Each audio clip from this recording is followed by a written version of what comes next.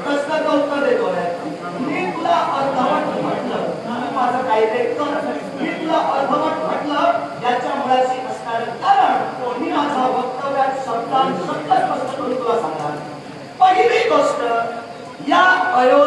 अधर्म घडला. तो अधर्म काय तर एकवचनी, एक पत्नी, एक वाणी, मर्यादा ओलांडून जगवित असणारे माझे काका प्रभू रामचंद्र यांना खऱ्या वनवासाला जावं लागलं असं आपण बोलून मोठे झाला. बरोबर. वनवास माझ्या काकांनी निश्चितच भोगला.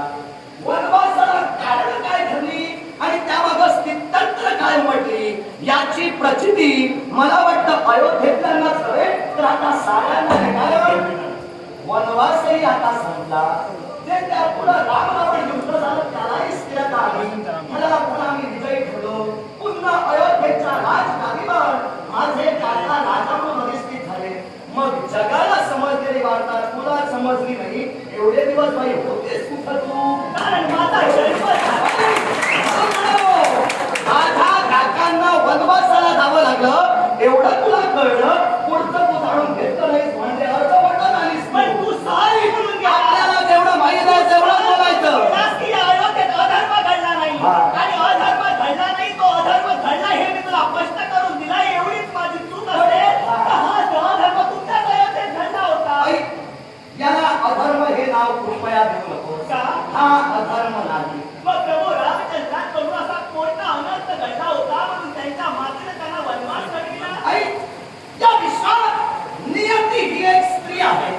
नियती स्त्री जरी असली तरी तिच्यावर प्राकृत स्वरूपात वावरणाऱ्या परमेश्वराचं आधिपत्य आहे हे मान्य आपल्याला. कारण आम्ही परमेश्वराला मानतच नाही. कारण आमचा जन्म झालाय तो दैत्य घरात आणि या विश्वाच्या ठिकाणी समर्थ्य आम्हाला प्रस्थापित करायचंय. आणि ज्या वेळी आपण अधर्म मानणार आमचा शेवट करण्यासाठी आपले शस्त्र करणार त्यावेळी तुमच्या बरोबर आम्ही प्रतिकार करण्यासाठी आता प्रतिकार करून कळवटा सोडून स्पष्ट केल्याचं वाटायला सोडून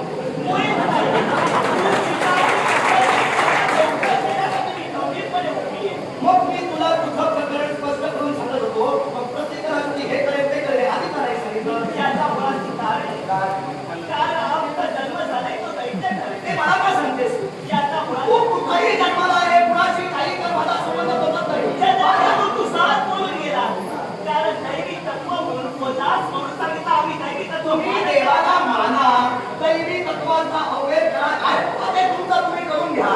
पण मी काय म्हणतोय नियती ही एक स्त्री आहे. या नियती रूपी स्त्रीवर प्राकृत स्वरूपात वावरणाऱ्या परमेश्वराचं आधिपत्य आहे की नाही? आहे. मग आता कशी जागेवर आली? प्राकृत स्वरूपात वावरणाऱ्या परमेश्वराचं आधिपत्य आहे. या प्राकृत स्वरूपात वावरणाऱ्या परमेश्वरानं या नियती रूपी स्त्रीला एक वचन दिलंय. ते काय म्हणून मी विचारणार नाही ते मी सांगायला हवं. प्राकृत स्वरूपात वावरणाऱ्या परमेश्वरानं या नियतीरूपी स्त्रीला वचन दिलंय की मी तुझ्या कोणत्याही कार्यात हस्तक्षेप करणार नाही. म्हणून नियती जो न्याय करेल आणि त्याचा कायदा मान्य करेल तो या विश्वात देवाधिकांनाही खोडता येत नाही. तिथं सामान्य मानवांना खोडण्याचा तर अधिकारच नाही. आता राहता प्रश्न अयोध्येतल्या अधर्माचा हे प्राक्तन होतं आणि ते कसं हे सुद्धा मी तुला पटवून सांगणार. पण त्याआधी तू म्हणशील हे तुला कसं आत्म कळलं ते आधीच स्पष्ट करून सांगतो. रक्ताक्षी आई तू म्हणालीस अयोध्येत अधर्म झाला कारण आमची खऱ्या अर्थानं आजी म्हणूया बरोबर ना. कारण काही यांनी खऱ्या अर्थानं माझ्या आजीनं काही खऱ्या अर्थानं आमच्या काकांना वनवासाला पाठवण्यासाठी ती खऱ्या अर्थानं सारी गोष्टी असं जग म्हणताय. पण त्याआधी एक घटना घडली. ती घटना या विश्वात तुला माहित आहे की मला माहित नाही पण बऱ्याच जणांना माहित नाही. आता तू बोललीस म्हणून त्याचा उलगडा करतोय. या विश्वात खऱ्या अर्थानं विश्वाची उत्पत्ती करते देवता म्हणजे ब्रह्मदेव. या ब्रह्मदेवांना त्यांच्या हृदयात खऱ्यावर एक दृष्टांत होता. त्रेतायुगाच्या प्रारंभी जेव्हा राम, लक्ष्मण, भरत, शत्रुघ्न त्यांचे वडील किंबहुना त्यांचे आजोबा हे कोणच अजून जन्माला आले नव्हते त्यावेळी दृष्टांत झाला होता. आणि त्या दृष्टांतात त्रेतायुगात घडणारं जे आता जगप्रसिद्ध झालं ते रामायण हे एका श्लोकात त्या दृष्टांतातून ब्रह्मदेवांनी रेखाटलं. हे रेखाटलेला दृष्टांत रूपी खऱ्या अर्थानं एक श्लोकी रामायण म्हणून या विश्वात प्रसिद्ध झालं. तो श्लोक क्रौंच पक्षानं वाल्मिकी ऋषींना सांगितला होता आणि वाल्मिकी ऋषींनी तो त्या श्लोकाचे खऱ्या अर्थानं 100 भाग केले आणि खऱ्या अर्थानं वाल्मिकी ऋषींनी प्रभू रामचंद्र ते रामायण म्हणून रेखाटलं.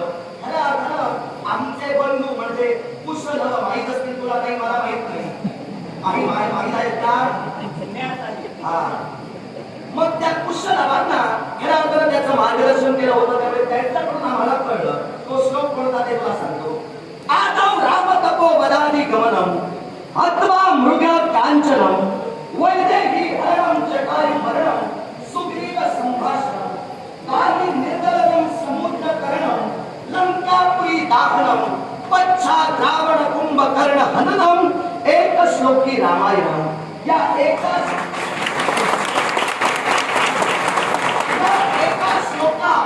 संपूर्ण रामायणाचं सार हे नियतीनं म्हणते दृष्टांत स्वरूपात आलेल्या ब्रह्मदेवाच्या लेखणीतून एका श्लोकात खऱ्या अर्थानं राम आणि जन्माला हे अगोदर रेखाटलं गेलं होतं. त्यामुळं काही मातेनं खऱ्या अर्थानं जे कृत्य केलं ते अधर्माचं नाही, तो नियतीचा आणि नीतीचा फेरा होता.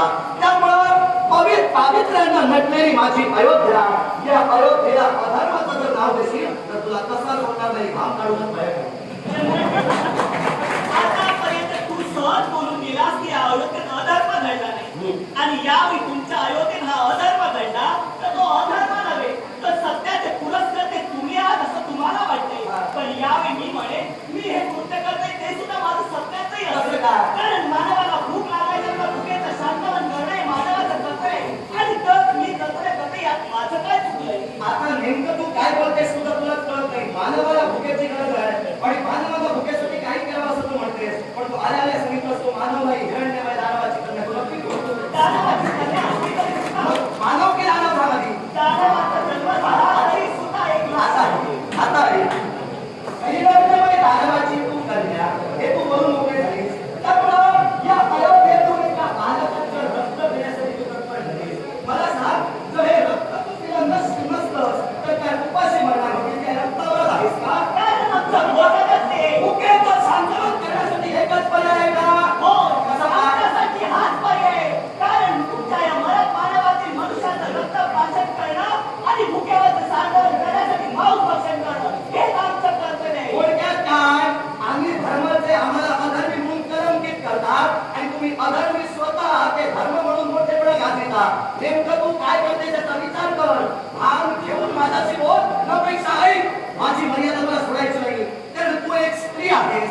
अर्थात तू जसा मला प्रश्न केलास तसा तुला उलटा प्रश्न करून तुला अडकणं हे माझ्या तत्वात बसत नाही. मी आजपर्यंत ते केलं नाही आणि माझ्या पित्यानं मला ते शिकवलेलं नाही. तेव्हा मी तुला काय सांगतोय, काय तू कृत्य करतेस, ते कृत्य माझ्यासाठी अनुचित होय. तेव्हा माझी अयोध्या सोड.